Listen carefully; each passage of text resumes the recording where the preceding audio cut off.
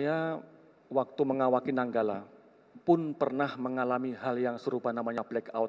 Tadi saya lupa menjelaskan. Apakah si blackout itu? Ada beberapa macam penyebab. Tapi yang pernah saya alami adalah itu jam 12 malam.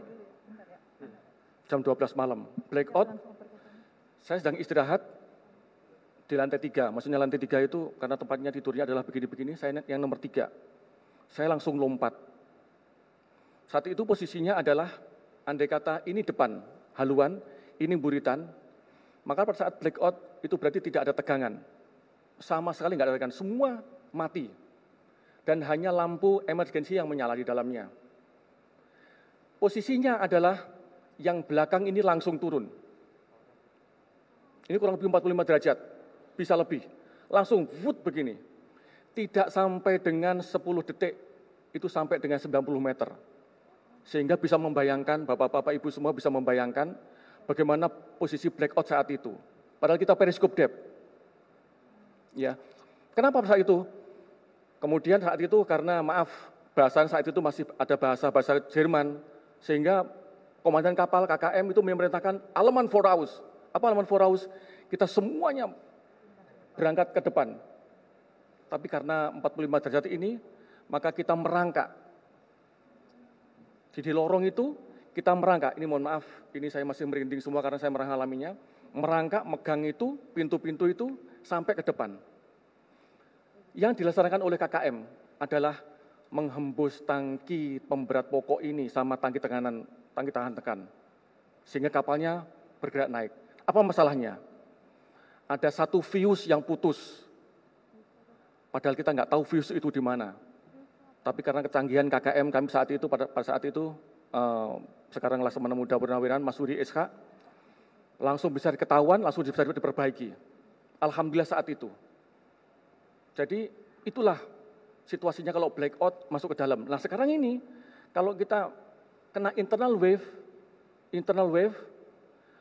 maka itu adalah keadaan alam. Keadaan alam berarti kalau sudah terbawa sama arus, begini, apa yang dapat kita laksanakan? Nggak ada yang mampu tuh bisa untuk menggunakan keselamatan apapun, nggak bisa. Ingat, dayanya adalah 2 juta sampai dengan 4 juta kubik. Mampukah untuk melawan itu? Mampukah? Kalau begini, bagaimana posisi personilnya kita? Apakah dia masih tempatnya masing-masing? Ingat saat itu mereka masih terjaga semua. Jam 3.30 itu posisi mereka masih di pos tempur masing-masing. Maaf ini sangat saya menggebu-gebu karena saya merasakan bagaimana saya nggak mau istilah anak buah saya digini-ginikan karena kesalahan mereka tidak mau saya. Ingat 3.30 mereka masih di pos tempurnya masing-masing karena kapalnya masih posisi persiapan menyelam untuk penembakan. Belum nembak kapalnya. Belum nembak. Jadi masih di posisinya masing-masing. Dia masih di tempat ruang torpedo, dia masih di tempatnya di PIT-nya, pos tempurnya, masih di kemudinya, di ruang mesin. Kalau dia sudah bergerak begini, bagaimana posisi anak-anak ini? Gelundung semua, Pak. Gelundung semua, semuanya pasti akan terbawa sini. Cepatkah untuk bisa melaksanakan? Saat itu kalau mesin dia menghembus TPP atau menghembus tangki tahan tekan, sampai seberapa kuat untuk menahan internal solitary wave ini yang diakibatkan? Segitu besarnya. Nah ini mungkin bisa dilihat kembali nanti bagaimananya, sehingga kita bisa, inilah yang kemungkinan besar bahwa terjadinya seperti demikian, sehingga memberikan gambaran kepada rekan-rekan wartawan juga yang mungkin yang melihat ini, bahwa sebenarnya itulah kondisinya. Saya bisa merasakan bagaimana yang adik-adik kami rasakan semuanya, karena saya juga pernah merasakan bagaimana yang namanya jatuh. Ingat, kalau 800 meter, itu berarti tidak sampai dengan 1 menit kalau mesinnya itu langsung turun ke bawah. Kedalamannya ini adalah untuk internal wave ini 180-an meter. Bus begini kalau udah masuk semuanya nggak ada tegangan yang tinggi, nggak ada tegangan untuk menjalankan kapal, maka dia akan terus turun ke bawah. Saya nggak bisa dibayangkan. Saya pun tidak mau bicara lebih jauh ke situ karena saya bisa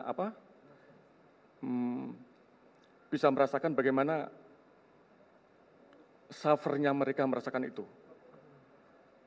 Ya, kita nggak mudah untuk mengawaki itu, nggak mudah. Mungkin yang nggak pernah merasakan, mungkin gampang untuk ngomong. Tapi kami yang sudah merasakan dan pernah merasakan bagaimana jatuhnya kapal. Bahkan kami latihan untuk kapal 209 1400 di Korea ini pun kami latihan sampai begini-begini. Kami tahu bagaimana untuk melatihkan itu. Jadi tambahan saya demikian. Maaf saya karena mau terbawa perasaan, saya nggak mengada-ada, memang inilah kenyataan yang sebenarnya. Terima kasih.